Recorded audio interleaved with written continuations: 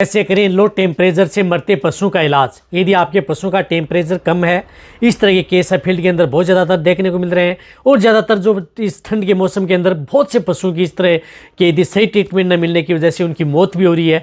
तो low temperature से आप अपने पशुओं को, मरते पशुओं को कैसे बचाना है, क्या करना है, आज की वीडियो के अंदर मैं आपको पूरी डिटेल से बताऊँगा।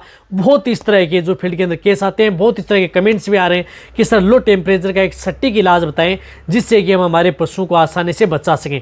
तो आज की वीडियो के अंदर मैं आपको पूरी डिटेल से बताऊंगा कि यदि आपके पशु का जो तापमान, जो सामान्य तापमान होता है 101.5 डिग्री फ़ारेनहाइट या 102 डिग्री फ़ारेनहाइट के लगभग होता है, कब वो फेल होगा। यदि उससे नीचे टेम्परेचर जा रहा है, जैसे 95 में जा रहा है, 98, 99 डिग्री फ़ारेनहाइट यदि टेम्परेचर यदि पशु का हो गया है, और यदि आपको लग रहा है कि यदि आपके पशु की स्थिति बहुत ज़्यादा खराब हो चुकी है, यदि बहुत ही कम टेम्परेचर जब पशु का चला जाता है तो उस स्थिति में पशु कोमा में चला जाता है, यानी बेहोशी हालत में चला जाता है, तो वहाँ पर आपके पशुओं की हालत खराब हो जाती है। यदि आप सही समय पर यदि इलाज नहीं किया तो उन पशुओं की जान भी जा सकती है। तो आज की वीडियो के अंदर मैं आपको पूरी डिटेल से इस बीमारी के बारे में, इसके इलाज के बारे में पूरी डिटेल से बताऊंगा।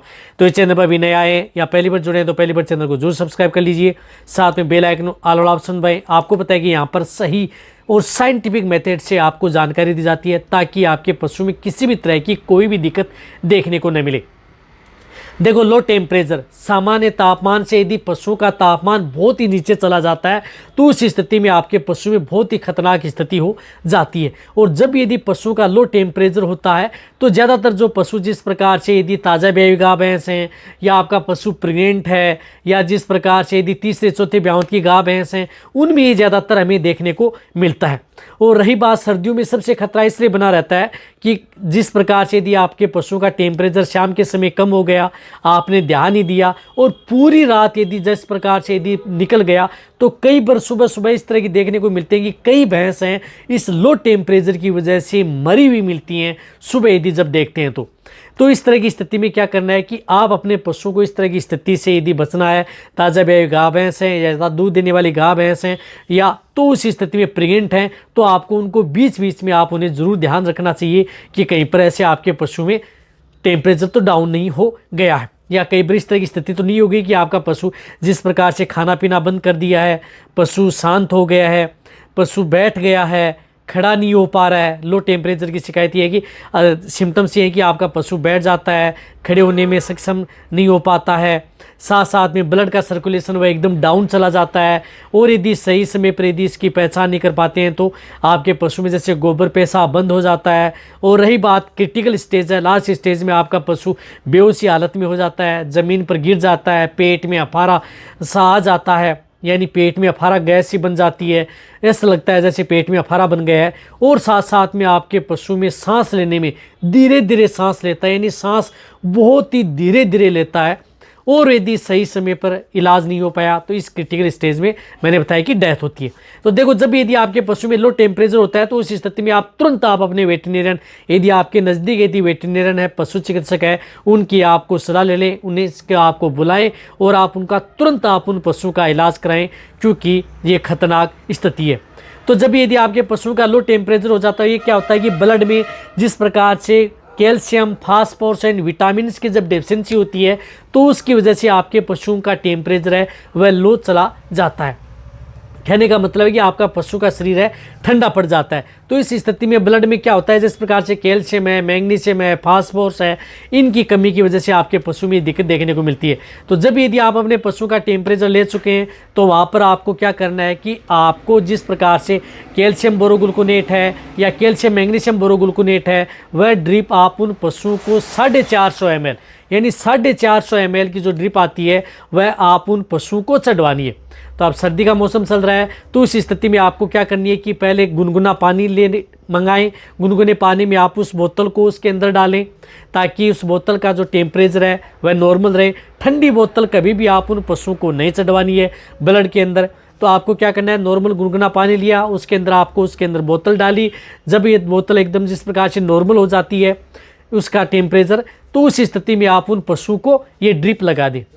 और ये ड्रिप ही आपको क्या करनी है कि स्लो, बहुत ही धीरे धीरे आपको ये चढ़ानी है, फास्ट आपको नहीं रखनी है। सर्दी में बहुत ज़्यादा खतरा इसका बना रहता है, तो आपको धीरे धीरे आप उसमें ब्लड के अंदर चढ़ानी है। और जब यदि ये ड्रिप लगाई जा रही है तो उस स्थिति में आपका पशु है जैसे प्रकार से आगे का भाग है कंपन करना प्रारंभ कर देता है, साथ साथ में आपके पशु में, तो उस स्थिति में इसकी जो बोतल चढ़ा रहे हैं तो और भी धीरे कर देनी चाहिए। तो सबसे मेन काम है आपको इस कैल्शियम बोरोग्लूकोनेट का आपको उसको चढ़ानी है। ये किन के साथ साथ आप उन पशुओं में जिस प्रकार से आप फ्लूइड भी लगा सकते हैं, जिस प्रकार से आप डेक्सट्रोज है, आरएल है, साथ में यदि आपके पशु जिस प्रकार से बोतल चढ़ा दी फिर भी रिकवरी नहीं ले रहा है तो आपको उसके साथ में बाद में फ्लूइड भी आप उनको दिया जा सकता है। लेकिन ये सभी की सभी चीज़ें आपका वेटरनरी डिसाइड करता है। पशुपालक कभी भी इस तरह का इलाज आप खुद न करें, अन्यथा पशु की जान भी जा सकती है। तो ये आपका वेटरनरी है, वही आप इस तरह का इलाज कर सकता है। और साथ में उन पशुओं को जिस प्रकार से विटामिन के इंजेक्शन उन पशुओं को लगते हैं, जिस प्रकार से मिथाइलोकोबालामिन हो गया या मिकोबालामिन हो गया, इस तरह की इंजेक्शन है, जिस प्रकार से न्यूरोकाइन प्लस इंजेक्शन है, इस तरह के इंजेक्शन उन पशुओं को दिए जाते हैं। तो ये इंजेक्शन भी आप उन पशुओं को पुट्ठों के अंदर आप लगा सकते हैं। 15 से 20 ml आप इंट्रामस्कुलर इंजेक्शन लगा दिया। साथ साथ में आप जिस प्रकार से इसमें बी कॉम्प्लेक्स लिवरक्सटेट भी आप लगा सकते हैं। बेलामाइल इंजेक्शन भी उन पशुओं को दिया जाता है, 10 से 15 ml ये इंजेक्शन दिया जाता है। साथ में CPM इंजेक्शन भी आप इस तरह की स्थिति में उन पशुओं को, क्लोरफेनेरमाइन मेलेट जो इंजेक्शन आता है वह इंजेक्शन इसको 10 ml इंट्रामस्कुलर इंजेक्शन दिए जाते हैं।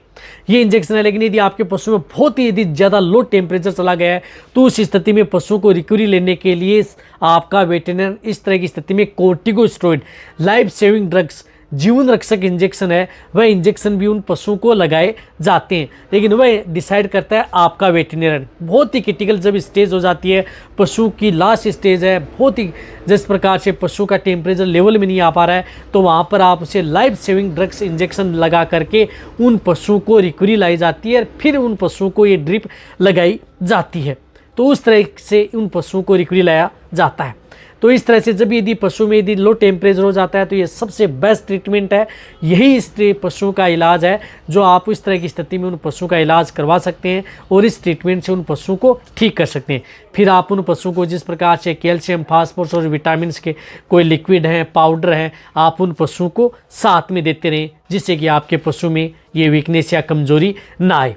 तो ये भी आपको सपोर्ट थेरेपी के तौर पर उन पशुओं को दिया जाना है। लेकिन लो टेम्परेचर से आप अपने पशुओं को, मरते पशुओं को कैसे बचाना है, जो मैंने आपको इंजेक्शन बताए हैं, जो मैंने आपको ट्रीटमेंट बताया है, यही इसका मेन जो ट्रीटमेंट होता है। इसी ट्रीटमेंट से ये पशु ठीक होते हैं।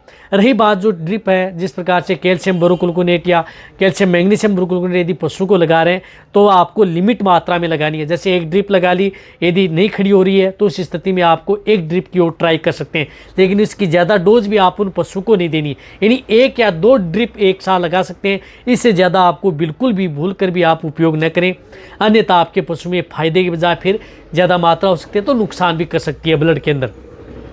और साथ में आपको अदर फ्लूइड भी आप इसके साथ में दिए जाते हैं। तो वीडियो जितना हो सकता है, जितने भी जो पशुपालक हैं बेटे उन सभी के साथ वीडियो शेयर करें। रही बात ये ट्रीटमेंट से आपका पशु ताज़ा बेबी हो, प्रेग्नेंट हो, नॉन हो, सभी तरह के पशुओं के लिए सेफ है। इसी तरह से वीडियो देखते रहें। थैंक्स।